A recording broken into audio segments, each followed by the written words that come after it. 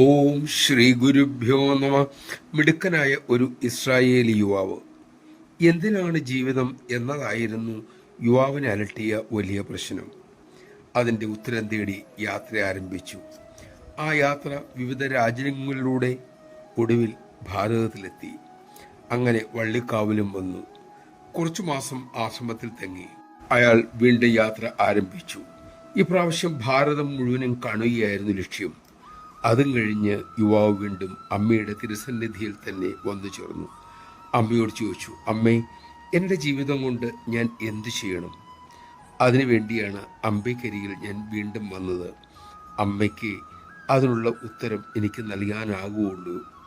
അമ്മ അരുളി, സ്നേഹിക്കുക മക്കളെ, സേവിക്കുക മക്കളെ. നമഃശിവായ. അമ്മ ആചരിക്കുന്ന, ഉപദേശിക്കുന്ന മഹാമന്ത്രമാണത്.